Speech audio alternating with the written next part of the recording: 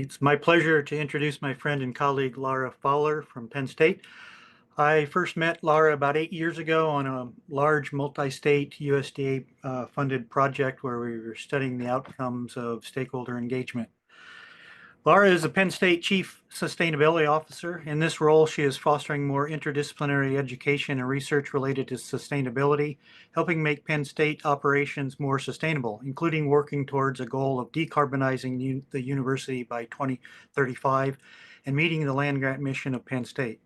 Lara has a diverse background. Originally from the Pacific Northwest, she worked with the Oregon Water Resources Department for a number of years, attended the University of Washington for law school, and served as a mediator, facilitator, and attorney on complex natural resource issues. She joined Penn State in 2012, where she split her time between Penn State Law and the Penn State Institute for Energy and the Environment. In addition to teaching water law, energy law, negotiation, and mediation, she helped foster interdisciplinary research as well as participating in research projects herself. Lara has served on the Chesapeake Bay Scientific and Technical Advisory Committee for 9 years. In July 2022, she took on the role of Chief Sustainability Officer. In addition to her law degree, Lara has an AB from Dartmouth College. She currently serves as the chair of the jury for the Stockholm Junior Water Prize and is a board member for the Chesapeake Bay Journal. Please welcome Lara Fowler. Thanks, Mark, and thanks for the opportunity to be here. I'm very sorry that I'm not there in person. I realized this week that about half my family is quite ill. Didn't want to inflict it upon you, and also didn't feel comfortable leaving them. Hopefully we'll recover fine, but that's why I'm not there in person right now. As Mark said, got a varied background, and I think it's a little bit of everything, but it's sort of the water, energy, food, climate, agriculture, but really at the core of that is law and stakeholder engagement. And really had the privilege of working with a lot of communities to try and find solutions to really tough nuts to crack. Things like how do you fix flooding in a river basin in Washington State? Or who gets to store and use groundwater in the greater Los Angeles area?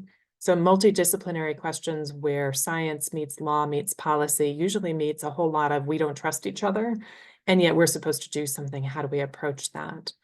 And that background actually really colors the role that I have now as the Chief Sustainability Officer of Penn State University. And I'll walk through that a little bit. Let me go ahead and share the slides.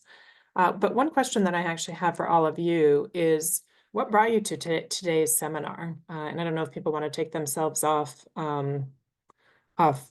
mute and just chime in, or if you want to put an answer in chat. But just really looking, and I appreciate the introductions. It's really helpful to know who's in the audience. But why come to a seminar right now, other than I'm in class and I need to? Any volunteers? Well, I'm volunteer. I'm curious about how Penn State's going to be carbon neutral by 2035. Okay. Calvin, you look like you're about to say something. Go ahead. Yes, I was quite interested in your environmental conflict and resolution course, which is no longer happening this week, but in October. Mhm. And I was in Montana, which has a lot of groups kind of in the countryside that have some fairly extreme stances regarding the environment and politics, but they're all very attached to the land that they're on. Mhm. Yeah. And I was kind of curious about your take on discussing land issues or environmental issues with these groups.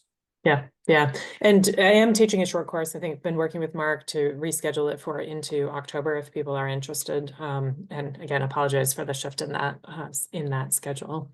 Other things that brought people to today's seminar, again, feel free to use the chat or chime in. Any other volunteers?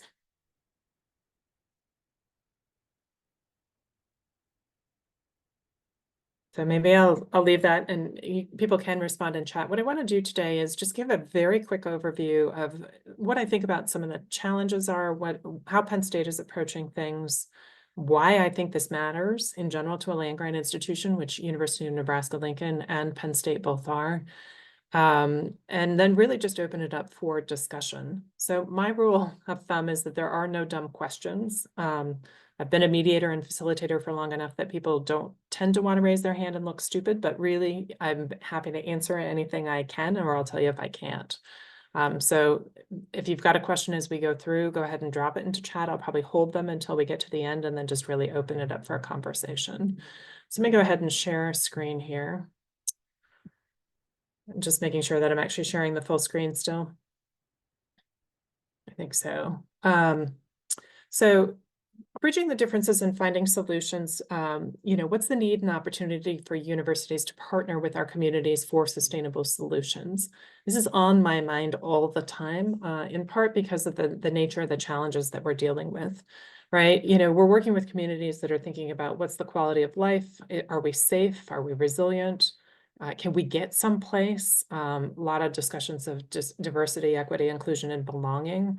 Our communities are certainly dealing with an opioid epidemic still, but I think that partly is a question of belonging and opportunity. Are things accessible? Is there affordable housing? This is a little bit blurry and where it came through. And I gave you the overview of what I wanted to cover here already.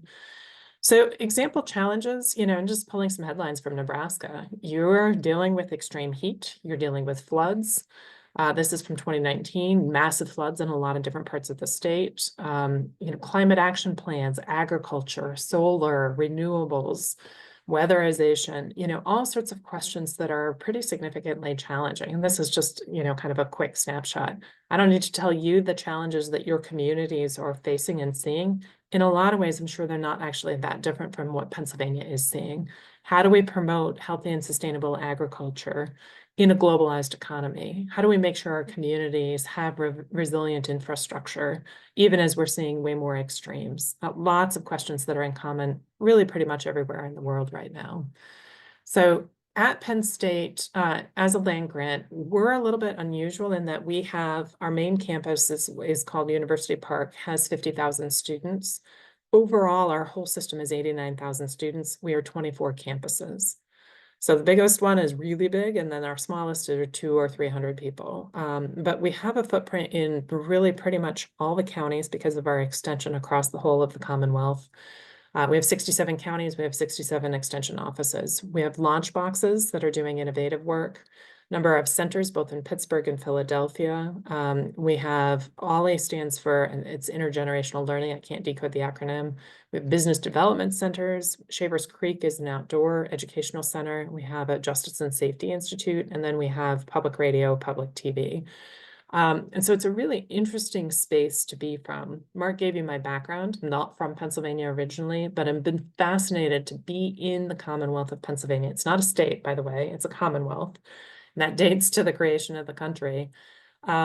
We have a huge system of local governments. We have 2,562 local governments, and that is not including our school districts, all of our different little entities. So if you are visiting what is dubbed Happy Valley, that's not really a place name, but if you come to Penn State and go to the airport and then drive to what's downtown State College, you will have driven through about 4 or 5 different municipalities. So those boundary lines make for a significant challenge of doing work across Pennsylvania. But I think it's also a really important piece of the puzzles we're working with.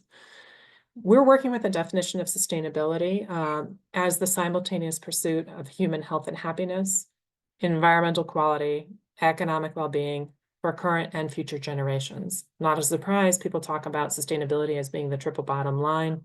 Humans, environment, economy, how do we actually deal with all those questions? But I often really want to try and think and challenge not what we have done, but what do we want to be? The upper picture in the upper right was a picture of how do we actually develop a pollinator garden? How do we envision the future that we want to be in? And again, my background as a mediator and facilitator, I think really helps drive that, working with our communities who often feel very, very stuck. We use the Sustainable Development Goals as a guide and to track our progress. These are the 2015 Sustainable Development Goals adopted by the United Nations.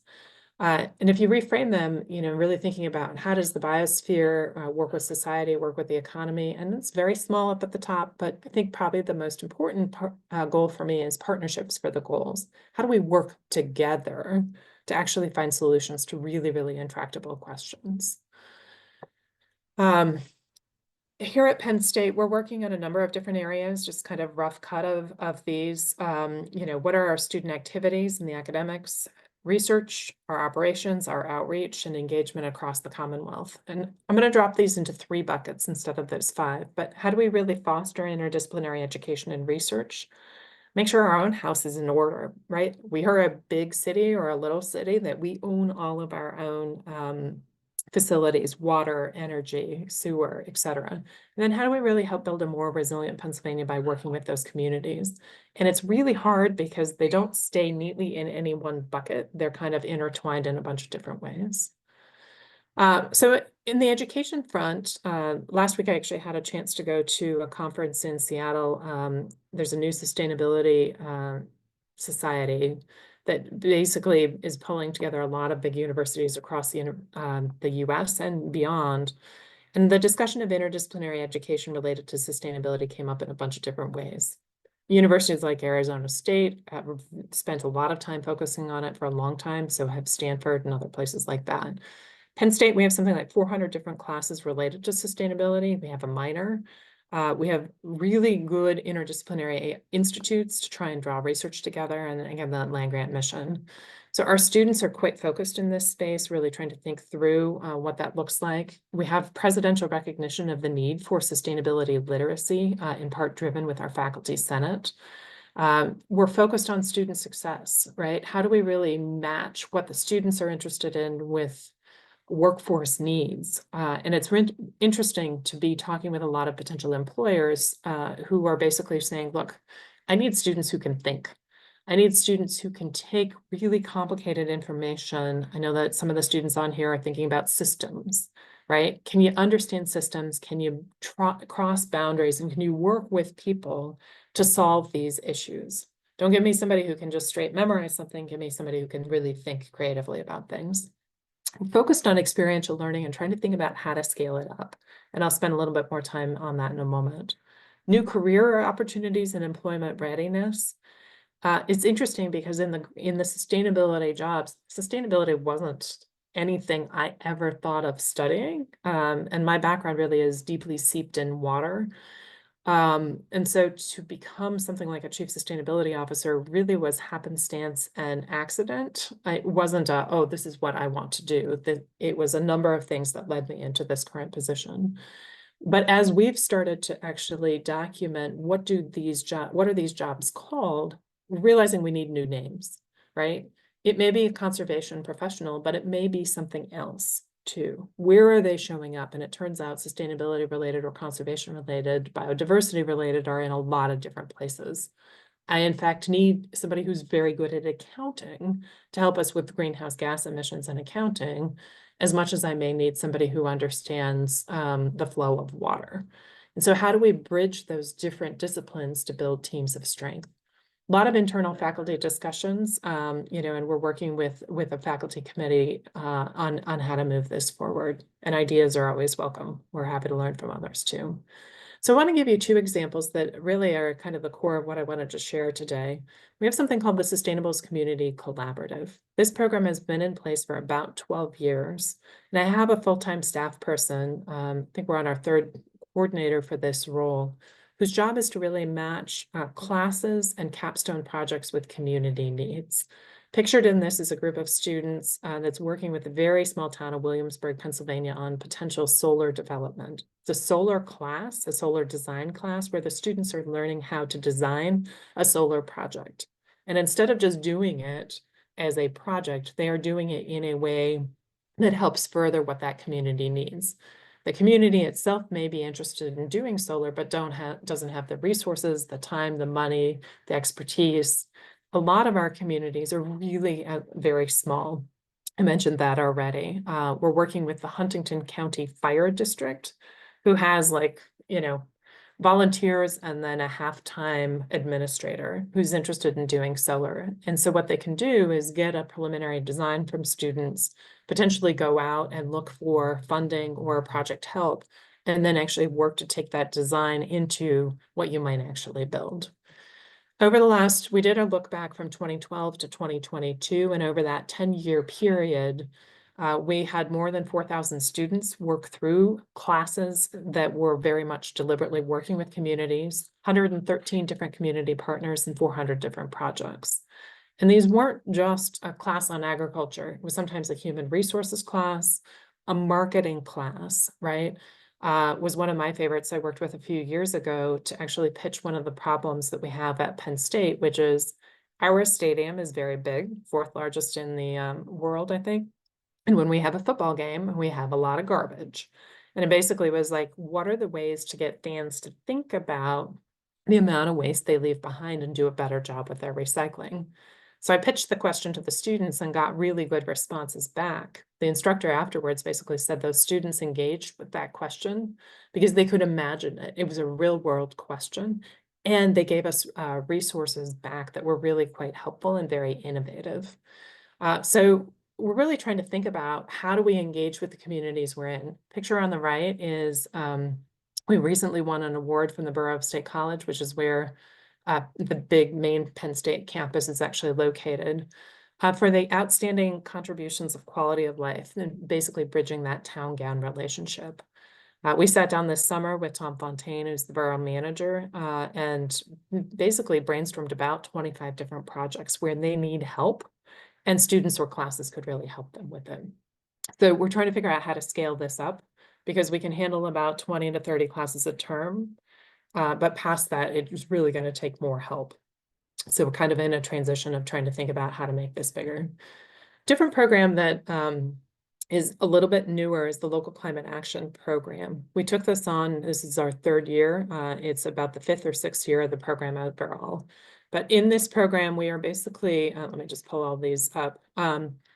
We are working with local communities. We have a class that is 2 semesters long, so we're on the semester system. So they start in the fall and they work with the community to do a greenhouse gas inventory to basically figure out what are the emissions associated with the community. And then the second term, they're working with the community to figure out what's a climate action plan that makes sense to that community. You can see the dots in the map on the right are the communities we've worked with. And it's interesting, Bucks County in the far right side here, one of the sustainability coordinator for the council, for the county as a whole, basically was like, this was incredibly useful. I'm going to suggest all of my communities work through this and figure out how to move this forward. And you can see a quote from Craig Beavers, who's the former sustainability coordinator for the city of Scranton, basically saying, look, the land grant mission really is tied to what these communities need, but we also are able to develop plans and strategies, expand our own understanding, but make a difference for this community.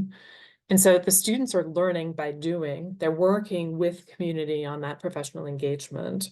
And then the community in turn is getting a lot of really good resources.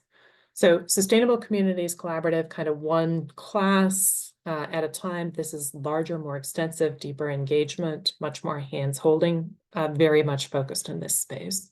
So a couple of examples of the engaged experiential learning that then loop back to the land grant mission. I mentioned that we're working on improving our operations. 25% of our electricity statewide is from solar. We switched off coal to natural gas in 2016, so almost 8 years ago now, and that had a huge impact on our greenhouse gas emissions, and I can get into that. We have building standards that require new or any retrofit of a building of $10 million or more to be LEED certified. We have a lot of animal agriculture. Penn State was originally the Farmers College. It was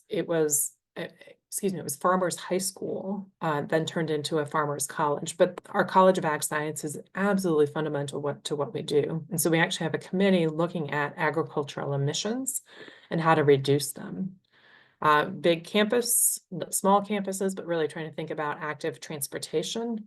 I like and dislike this picture with the folks on the bicycle and the sidewalk. We actually have paid for by student fee funds, a bicycle master plan.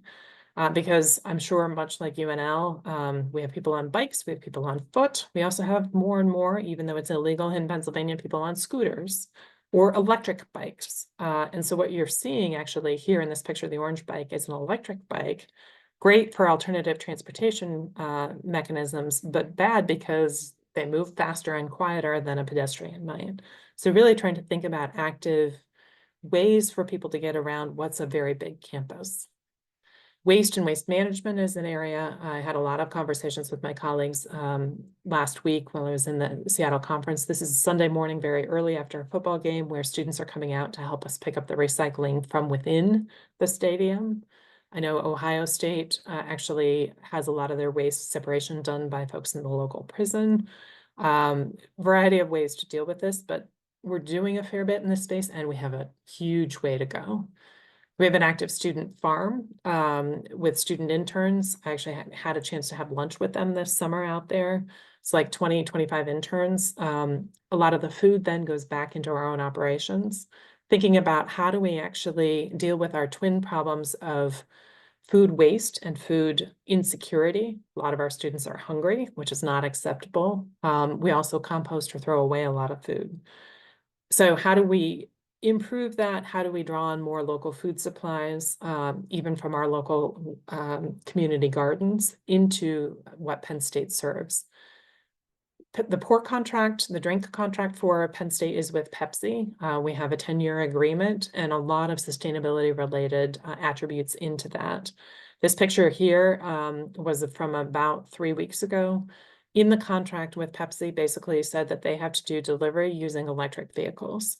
So this is their first prototype of an electric vehicle for delivery from their distribution up to our main campus. They're also putting in electric charger infrastructure. Other questions, a lot of infrastructure questions like flooding, stormwater management, and then our arboretum and the garden side of things. So a variety of different things here. Mentioning decarbonization, Mark already asked about this. We have actually reduced our greenhouse gas emissions 50% over 2005 baseline levels through a bunch of different things. I already mentioned the conversion from coal to natural gas, but in the steam plant, you can really see this reduction right here in red. But other things, purchased electricity or scope 2 emissions have decreased over time as the grid overall has gotten greener. Air travel, commuters, etc. This is for all of our campuses. Our university, as I already mentioned, is a quarter of our electricity is from solar, big power purchase agreement that was done before there was kind of a rush on solar in Pennsylvania. So this project is already paying for itself in a variety of ways. We have a task force, a carbon emission reduction task force that looked at, can we in fact reduce our emissions even further? They came back and said, yeah, there's a way to do it, reduce it to by 100% by 2035. This project keeps me awake at night. Our president did address this last February, and so we've developed climate action teams to start to address some of these questions. Most recent conversation I had this week was, how do we really address the increased use of computing and AI? What are those energy demands? And is that actually negatively impacting our energy consumption overall? So much like our communities have a ton of questions, I feel like I'm trailing a cloak of about 1,000 questions I would love some research help on to think through our own operations, water, energy, food, agriculture, you name it. An example that I'll give you on where we've kind of worked with this is our Sustainable Labs program. At our main University Park campus, 25% of our space is lab space. It's 44% of our energy use. So we have a pilot that we've done the last 2 years with a handful of our campuses, our Altoona campus, our Behrend, Harrisburg, Schuylkill, our College of Medicine, and then our University Park campus, again, the main one. We've been working with My Green Labs as protocol, but what we piloted was creating a program of student lab ambassadors, student leaders who are working with labs to identify and do an initial assessment of energy use in the labs. You can see the picture in the bottom left of students actually looking at an energy meter and then working with the labs to build extra capacity within those labs. The upper larger picture is those students all from last year. 2-year pilot, we've already seen some big results, $155,000 in estimated annual savings, 490 tons of carbon dioxide equivalent annually. So an opportunity for student involvement in this space. We won an award from I2SL, which is the organization that works nationally on this. But I would say I think innovation and having the students really work with and engage in a program like this, again, internally, is a different way of meeting that land-grant mission. We're really thinking about supporting biodiversity. This is a map from the Nature Conservancy that shows migration routes for mammals, birds, and amphibians. We are here in central Pennsylvania, and a lot of these routes go straight through where we are. So really trying to highlight through a little bit of a seed grant to look at art and sustainability and birds. This is an example quilt that a student made to really highlight and think about the common wren, a whole bunch of different great projects on something like that. We have amphibians. We actually have, I think one of my favorite days of the year is when a colleague of mine who really works in this space will call up and he's like, you got 45 minutes, it's raining, it's warm, the critters are moving, we're going up to take a look at it. And to come out with students and other folks to see, this is a picture that I took not this spring, but last spring, out with those students to really see what is around us, but then trying to think, how do I help students more generally see the richness of what is around us? Penn State also has we have a master well owner network where Pennsylvania has the second most number of privately owned wells. So how do we help people better understand? It's 25% of our population depends on those private wells, what's in them. We have a master naturalist network. We have master gardeners. And this is a picture of the master gardeners. So really trying to think about biodiversity, but also that extension and educational work. Different area, and this is one where I think students have really raised this question. Students started documenting bird strikes by picking up and taking pictures of dead birds when they've hit the buildings. There's an Instagram about this, maybe one of the more dreadful Instagrams that's out there, but they were able to raise the attention of faculty who are quite interested in this space. And really highlight the link to what is actually an enormous question across the US, an estimated 1 billion birds a year hitting buildings. So the question is, what can we do here? You know, this is Bird Safe Penn State. This is documentation of this and really highlighting the issue. But they raised it, and my second day on the job 2 years ago, I got a question about the liberal arts building, basically saying, hey, could you put $256,000 towards bird-friendly glass for this building? And by the way, we need an answer by Friday. It was Tuesday. My answer had to be no, because I didn't know the budget or what was possible. 6 months later, when they came back to me with a revised plan of more like $60,000, I knew what the budget was able to say yes. But even just building that, working the student involvement to the faculty side, to our own buildings to raise the question, it's now standard protocol from our campus architect to actually address bird-friendly and biodiverse glass in any new construction. We also did a Giving Tuesday campaign the Tuesday after Thanksgiving to really highlight this, working with our birding community.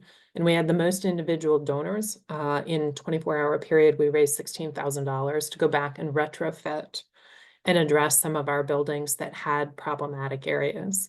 So again, a student question, a student opportunity, an on-campus issue, and starting to build towards solutions in a lot of these spaces.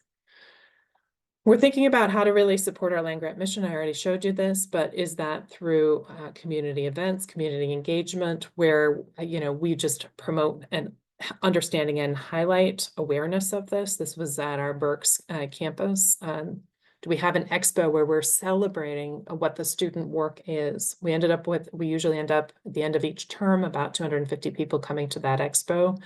And again, talking with the students, it's a chance for the students to talk to the community, talk to university leadership, and share what they're doing. We're working with communities on questions of things like flooding. Who is impacted? How are they impacted? And tying our research back into that space. We're developing a lot of exposure. We have a ton of films where we're really highlighting different issues. If you're ever feeling down about the world, I'd recommend a film about carpet, of all things. Beyond Zero is about Interface Carpet and their decision as a company to go completely net zero, their pathway and how they did that.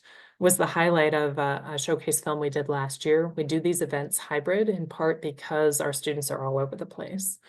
But we're trying to build exposure that there's interesting and innovative work happening in a number of different places. We have a student group called Eco Reps that work peer-to-peer education within the dorms and dining services to help, and then first year seminars.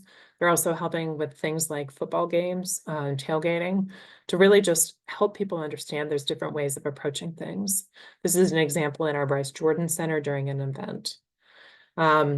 We're tracking what we're doing. I mentioned that we do track using the Sustainable Development Goals. We have a website that basically takes each Sustainable Development Goal and tracks what we're doing across the university. I think there's far more we could do in that space too.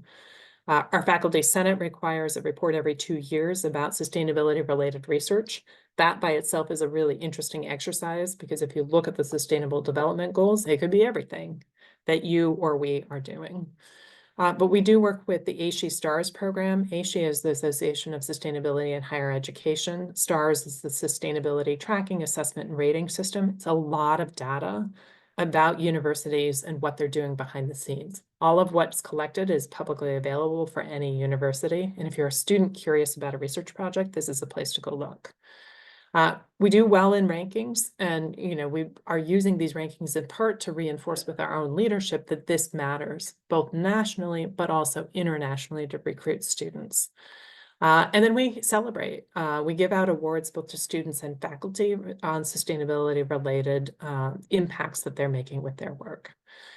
We're really focused on how do we diversify funding and investment in this space. The Inflation Reduction Act allows for the first time direct pay to nonprofit educational institutions, including universities. And this is I laughed one day. I was looking for something and I found the U.S. Department of Treasury was highlighting a number of projects, including here at the bottom, our own solar farm. This was not paid for with Inflation Reduction Act funding, but it was interesting that basically hit the Treasury's website as an interesting project to highlight. We are looking at funding for different projects and much like University of Nebraska-Lincoln, right? Penn State is a big research institution. What we have not traditionally done is go after funding, grant funding for our operations. So we were pretty thrilled as a proof of concept when we got $3.3 million. This is not small money, but real money to buy trucks. My kids were laughing at me and they were like, Mom, you've never been so excited about trucks. So, but this is to electrify our fleet and to work on part of our decarbonization plan is how do we in fact transition the fleet that we have and electrify it? What does that look like? So this grant will buy 5 big trucks. These aren't small trucks, these are semi-trucks or delivery trucks, and then help us build the infrastructure to actually start to electrify what we're doing here. So Mark mentioned earlier the Water for Ag project, and it's something I really think about and learn a lot from working on that project. We were partnered with the University of Nebraska-Lincoln, other colleagues out of Arizona to think about what are the needs of the communities that we're working with? How do we develop local leadership teams and groups of people who can help us frame up the question? And with those local leadership teams, we went to them and said, look, we're working under the framework of water for and from agriculture. We have funding that we can bring both for facilitation and for biophysical or social science research work.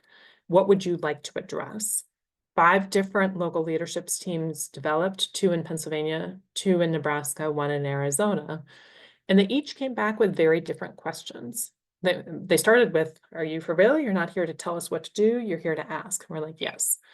But working with those questions, I think each one had kind of a U shape of, okay, we're interested. The bottom of the U was, we don't know what we're doing, to finally, actually, here's a question we need some help with that fits between how we're structured. Give you the example of the Central Platte here, where it was how, in fact, do we really address the question of Phragmites in invasive species management, which falls between the cracks? How do we develop a resiliency project that really looks at that? So visual story map kind of as one of the products and the outcomes of this. I think the Platte Resiliency Project was also really focused on, the other project in Nebraska was focused on a pretty serious infrastructure break when one of the canals broke. And that local leadership team was like, oh, this is the right crew for figuring out how to deal with what's now a massive failure of the system. So we're working with a lot of questions and dilemmas that I'm sure you are as well. We have a lot of academic silos and disciplinary boundaries that are very sticky. They're hard to overcome, but I think important to think about. Motivations and incentives. I frequently laugh because everyone's like, oh, we're doing the hard science, meaning biophysical science. But how do you better integrate social science? How do you integrate the motivations and incentives of all of our different fields to get some of these questions addressed? Our colleagues, our students, our faculty, our staff all have time and resource capacity limitations. So how do you do the right work in the right way that allows you to really make an impact? And I think one of the places we're really working and thinking about is what impacts are we trying to make? How do we define that? These are all open questions for the work that we're doing, but I'm going to stop there. Happy to take questions, but I appreciate you all joining. And I'll drop my email in chat because I would rather stop the share so that I can actually talk with folks. But appreciate everybody's time. And with that, let me open it up to questions, comments, discussion. Thank you.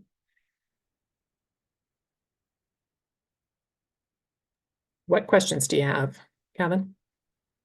Yes, I had a question. You mentioned the projects you're doing with well water, or documenting wells, if I heard that right.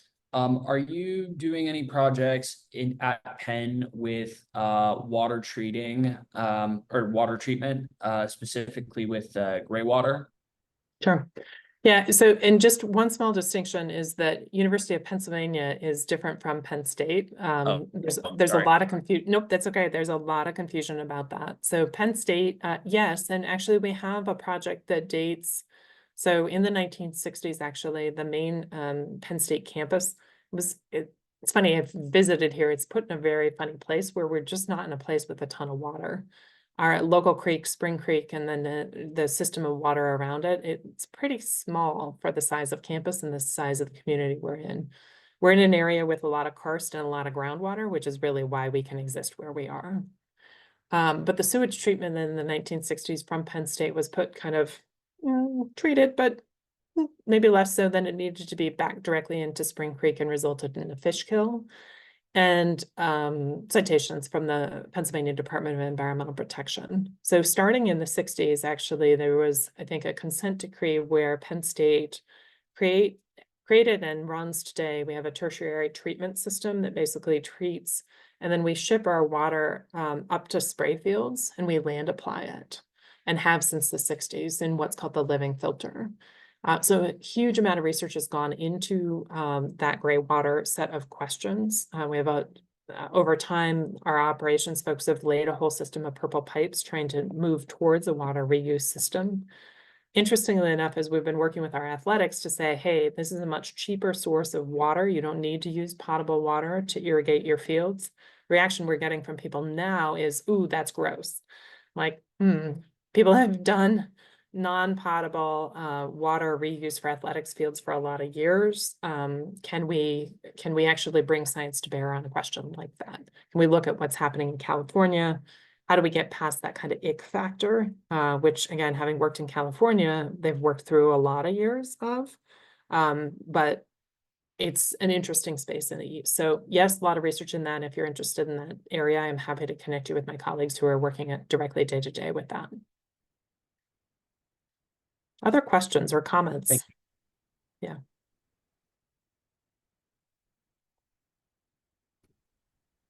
Crystal? Could you say a little more about how, you ended with how you want to refocus on impact, and how are you aligning, kind of internally what looks like impact, in research, first they're like impact factor in my journal publications versus impact out in the environment with communities. How are you helping align what impact means between the people of the state that you're working with and the faculty on campus? I would say we're at rather more at the start of a journey on that than I wish the university might be. So it depends on college. So different colleges or campuses have different kind of promotion and tenure pathways. Our College of Engineering rewrote their P&T, promotion and tenure requirements to allow for broader impacts a couple years ago. I think right now, what I'm hearing from our interim provost and other folks in the university is a desire to actually broaden what that impact factor might be beyond what's my H rating, how many grants did I get, how much money did how much money did I bring in, what's my publication. So really trying to think about how do we look at community related impact, knowing that it takes a while to build trust. It could be things like, did I get patent on something? So I think we, the university and generally, is creating a committee to try and really take a look at that and think about how to deal with it. I will drop an article in the chat about our president, Neeli Bendapudi, is working to lead a nationwide discussion on impact. It's a higher ed council to really think about public impact research. And I think that's going to be interesting to see how that plays out, not only at Penn State, but more generally. So short answer is right now pretty traditional factors, but stay tuned and I hope we actually diversify this. Other questions, comments, feedback? Mark? Yeah, you spoke a lot about all the student-driven projects and many of them through classes.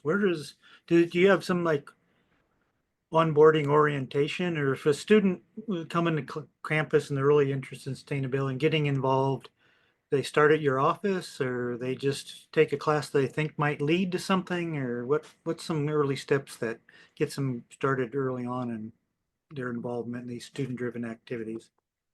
Yeah, I mean, as I took this job on 2 years ago, was to realize that there was pre-COVID and post-COVID, like anything, right? Prior to COVID, there was a Student Sustainability Leadership Council. COVID kind of knocked it back. Students actually self-reformed a student sustainability network of different student groups. And we're working with them. They're also working with themselves and thinking about how do you use AI. I think it's a student-driven initiative to think about, let me create a little portal that says, I'm interested in sustainability, and you can start to fill out questions where it might route you to, I want to work with a student group that is more advocacy oriented, or I want to work with a student group that is more focused on giving advice to the upper administration on potential sustainability actions. Right now, I think it's happenstance, and we're trying to actually build more coherence. So that it's much more predictable, recognizing we have a student population that rotates through and we need to be doing some of the base work every year. So I mentioned briefly the eco reps are trying to get to every first year seminar. They're also trying to actually work with students in dorms and in dining services through some of that programming. All our first year students have to live on campus. So that's actually easy access to get to those first year students and to build that consistency. I'm sure like you have, we have ambassadors who give students tours on campus. Right now, they don't say anything at all about sustainability. Trying to figure out how do we incorporate what we're doing into that script. Same thing with new student orientation, which is that space and that time is very heavily fought over. And there could be small ways that sustainability is mentioned, again, to pull students in and help them see a lot of what's pretty invisible work and make it more obvious, and even open it up to linkages to getting involved. Again, a work in progress overall. Right now, a little more happenstance than we might wish. Same thing with classes right now. In our, what we call, everything at Penn State is Lion related. In our Lion path, which is the student class registration system, there is no way to figure out if a class is sustainability related unless it says sustainability in the title. We're working with our faculty senate colleagues to actually put an attribute in that class software that marks this class is always about sustainability. And again, behind the scenes, it's just harder to do than I think anybody had imagined, in part because some classes are always sustainability related, and sometimes you might teach a section where it's sometimes about it. we got stuck on the it's sometimes about it and just went with the we're just marking the classes that are always about this to just make it easier to find. We're also building a portal or a gateway that basically gathers this in conjunction with the university, but that is a piece that really shows and shines a spotlight on just that space of it. A lot of work in progress in a lot of areas.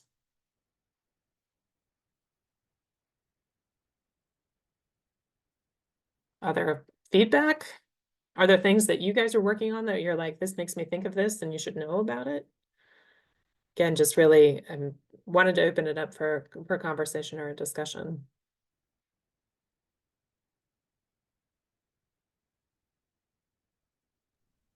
Well, I'm not well versed in, but it seems like you got a lot more going on than we do, but maybe I'm just ignorant, but the scope is pretty impressive.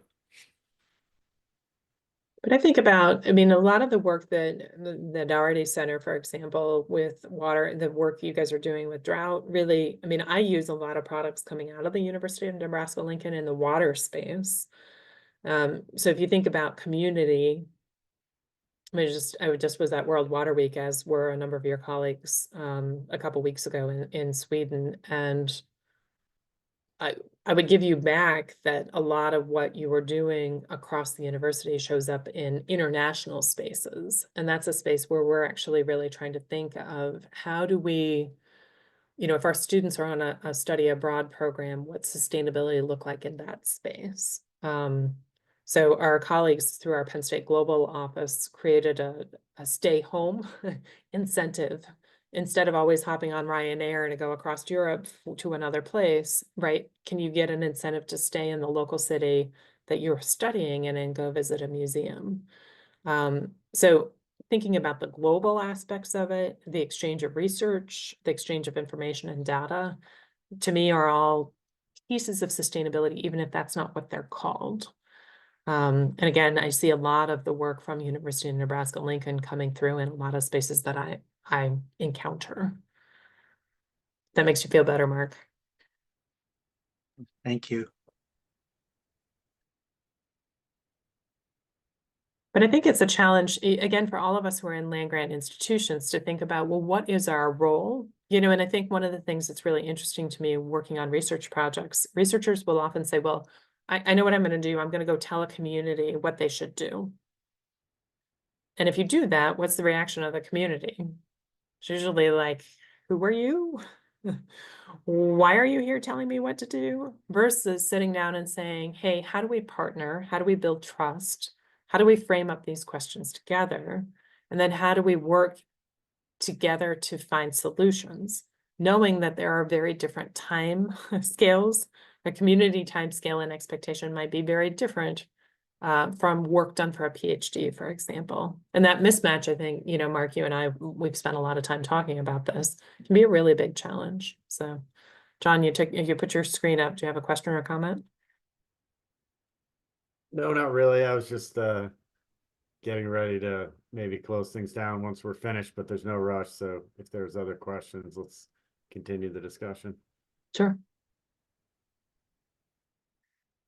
So a question in the chat is, how do we measure our success towards attaining the Sustainable Development Goals? So there's 17 different goals. And what's interesting, actually, again, a lot of the international ratings for universities are being tied more and more towards sustainability. I have one staff person who gathers this information and helps report that back. The STARS rating I mentioned, that's a piece of it. There's Times Higher Ed, there's QS. They each have their own rating systems. We actually had just had a discussion with the Board of Trustees and our student affairs folks about ratings. Do they matter? How do we work with them? It's a lot of information to gather and it's pretty time intensive. And I think ultimately the board was like, they're used to recruit students. They're used to recruit faculty. So it's a game we have to play. But how do we measure them? Again, it shows up kind of in different ways based on those rating systems. I showed you the website, and if I can pull it up while I'm talking, I can show you what it looks like. A lot of that is more anecdotally gathered. Again, we might have something like food waste and food recovery. We have a student food recovery network will be an example of something that shows up, and I don't remember under which sustainable development goal. But we're trying to develop our own internal tracking systems.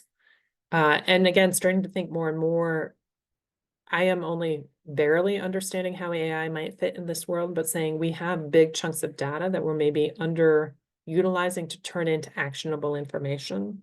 But trying to pay attention to that and really think, are there other ways to take our bits and pieces of stuff that's all over and be much more systematic about it? I mentioned that we are doing a report on research related to sustainability. Even that was really hard because if you just run a search on sustainability, you end up with financial sustainability often comes up, and that's not really what we're meaning.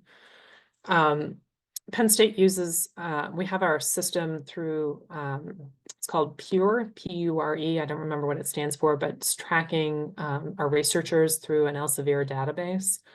And even that, see if I can pull it up really quickly, I think is actually really interesting what it captures and what it doesn't.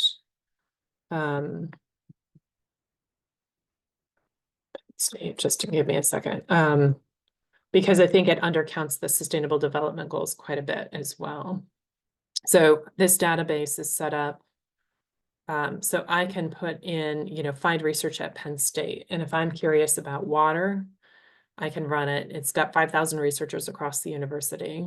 And if I run a search on water, it will tell me that I have some number of researchers. It's taking it some time here.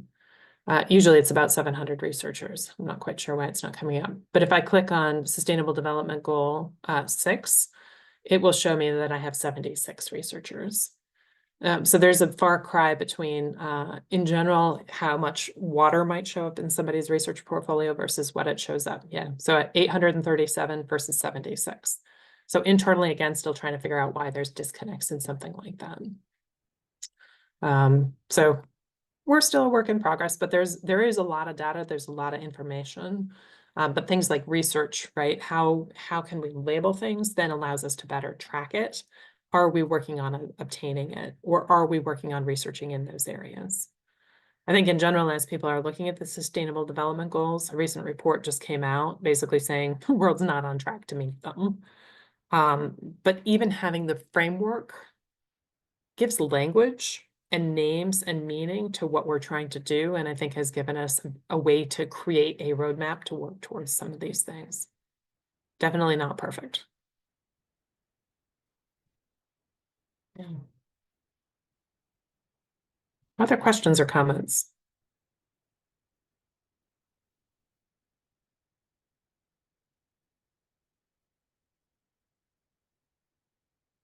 So go ahead, Crystal. I was just going to ask another slight variation on the other, but just do you have some highlights of interdepartmental, interdisciplinary projects that you've got going, and kind of what brought those teams together and led to their success?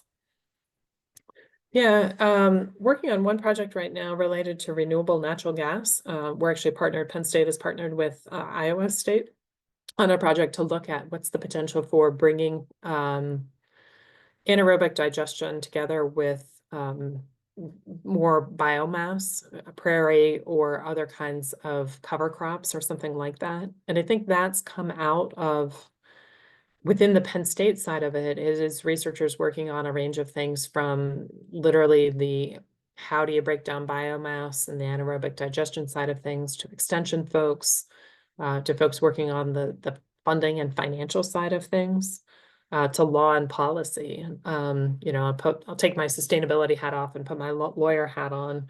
It's been super interesting to weave into that kind of research space. Because often law and policy will be left out of a discussion, and yet it's a key driver. So it's sometimes just a research question that somebody is coming up and then building the teams to actually address it. We're seeing a ton of call for very interdisciplinary work right now coming from the federal government, and often with broader impacts written into it. My best advice is don't wait until the end to figure it out. This happened to me recently where someone's like, I need somebody who can be the community benefits side of things. And by the way, I need an answer in like 3 days. which is a pretty significant way to make a potential research colleague really, really mad, and feel undervalued of like, could you be our token social scientist on this project? The answer will probably be no. Why didn't you come to me 3 months ago or 2 months ago? But there's also a real scramble in putting these things together. On the renewable natural gas side, it's a complicated project with probably about 65 different researchers, between the two universities, public partners, private partners. So any given Zoom call that we have has people from a whole range of different perspectives. And one of the things I actually really love about the project, because we're on Zoom, we use the chat to decode acronyms. It's just recognized and acknowledged that we all speak a different language. So if somebody uses a term that people don't understand, you might put, oh, TMDL, and somebody else will define total maximum daily load and then explain what it is. And so it creates this really three-dimensional discussion where it's okay to say, you just said this, what does this mean? And ask what may be perceived as a really dumb question. We also have people who amplify, like, oh, Mark just made this great point, let me amplify that in the chat. So it ends up being a much more engaging set of discussions. But it's also, what are the norms and expectations of working together on a project like that? Having a conversation about it going into a project can save a lot of heartburn later. Yeah, just trying to think of other pieces of advice. It could be an entirely different conversation of how do you build really truly interdisciplinary teams. So we're close to time, and maybe let me end, which is, again, University of Nebraska-Lincoln, you guys are an awesome university. I don't pretend to know all the ins and outs of what everybody is working on, but it's just a real encouragement as your communities, as our communities are really struggling with pick your question, right? What is our role and obligation as land-grant institutions to engage in those communities? How do we do it as proactively as possible? What's the speed and the scale that we might be able to really tie our work with what our community needs are at a time when there's a lot of funding coming down, an opportunity to start to address those? Money may not be the issue, time and capacity may be the issue right now. So I just think it's a remarkable set of challenges in front of all of us, but also a remarkable set of opportunities if we can figure out how, in fact, to work together. So again, hats off to the work that you are all doing there. I will be back in October to do the 2-day short course. Welcome more people, I think, in that. Mark is helping coordinate that side of it. And again, I just appreciate everybody's patience for taking a Zoom call. You don't want COVID from me. I don't want to give it to you. But So the short course is also open to agency folks too. Yeah. So there's interest from agency folks. Yeah. But appreciate everybody joining here. And John, I'll hand it back to you to close this up. Thank you so much. Great. Thank you, Laura. That was a great seminar. Appreciate you showing up for it. And yeah, thanks everyone for coming. So yeah, if we can give Laura something of a round of applause, that would be great.